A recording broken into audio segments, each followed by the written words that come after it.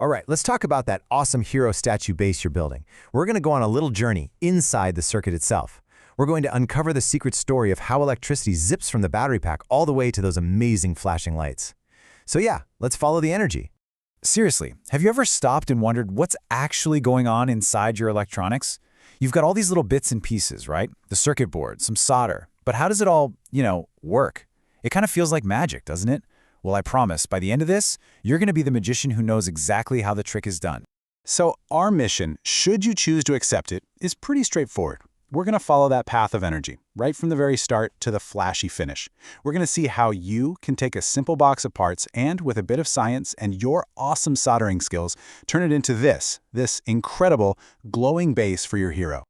Okay, so every story needs a beginning. And for our circuit, it all starts with one thing: power. This is our input. So, meet the star of the show, the beginning of it all, the battery pack. Inside this little box, there's actually a cool chemical reaction going on that's constantly pushing out electrical energy. And those red and black wires you soldered on? Yep, that's the starting gate. It's where all that power gets unleashed to make everything else happen. All right, so once that power is set loose, it would just be, well, total chaos without some control. So let's meet the team, the control crew responsible for taming that flow of electricity. This is the process part of our story. First up on the control crew, we've got the resistor. And its job is, well, it's right there in the name. It resists. It's basically made of stuff that's intentionally hard for electricity to get through, so its whole purpose is to slow down that electrical current. A really good way to think about it is like this. Imagine electricity is just a bunch of cars zooming down a highway.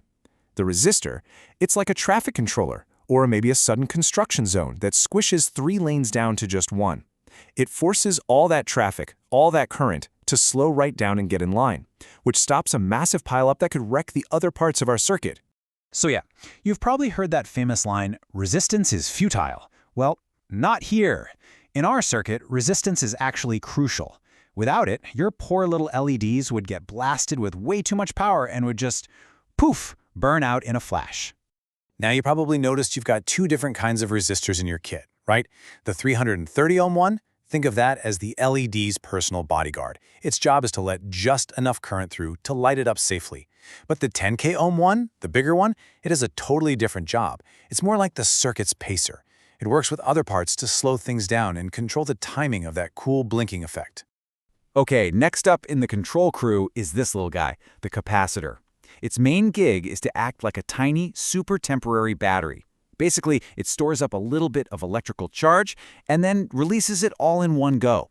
And see that white stripe on the side? That's super important. It points to the negative leg and helps make sure we get the timing of our circuit just right. The best way to picture what a capacitor does is to think of it like a tiny self-tipping bucket under a faucet. It slowly fills up with electricity. Drip, drip, drip. And then once it's full, whoosh, it tips over, makes a big splash of energy, and then flips back up to start filling all over again. So why do we care about this little bucket? Well, that constant cycle of filling up and splashing out, that's what creates the blinking pattern in your lights. Each splash of energy is actually a signal. It's the capacitor yelling over to our next component, hey, it's time to switch on. And that brings us to what's pretty much the brain of the whole operation, the transistor. You'll recognize this little D-shaped guy with its 3 legs. What it is a super fast electronic switch. It's got this amazing ability to use a tiny little whisper of electricity on one leg to control a massive roaring flow of electricity through the other 2. We're talking switching on and off thousands of times a second. It's incredible. So how does that even work? Okay, imagine a huge concert, and there's a massive crowd of electricity just desperate to get inside. The transistor, that's the bouncer at the main gate. And that tiny splash of energy from the capacitor, that's the secret password. When the capacitor delivers that tiny signal to the bouncer's ear, he just swings open the main gates and lets the huge crowd of current rush through to light up the LEDs. So in your circuit, these transistors are all working as a team. They're taking turns getting that password from the capacitors. And by doing that, they can switch different sets of LEDs on and off, one after the other, really fast. And that's what creates that awesome running lights or chasing effect that you see. Okay, so let's recap. The power has been unleashed by the battery. It's been tamed and controlled by our resistors, capacitors, and transistors. The story is reaching its big finale. It is time for the output. And here it is, the star of the light show, the LED, which stands for light-emitting diode. This is the component that does the final, incredible job of taking all that controlled electrical energy and turning it into actual visible light. I mean, this is the whole reason we built this thing. Now, the real secret to the LED is in its name. See that last word, diode? A diode is basically a one-way street for electricity. Think of it like a turnstile at a stadium. The current can only go through in one direction. And that is why the long positive leg and the short negative leg are so important.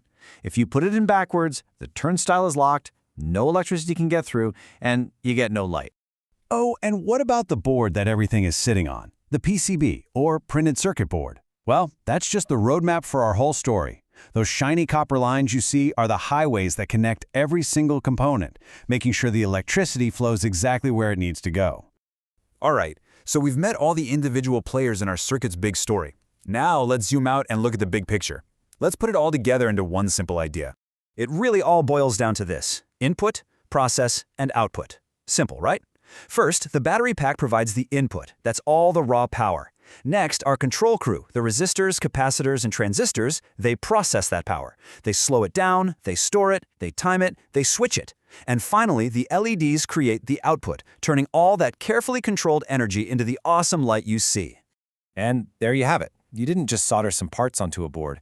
You actually understood the story of what's happening inside. You see, it's not magic at all. It's just a set of rules, and now you know them. So the real question is, now that you've figured this out, what other magic out there is just waiting for you to explain it?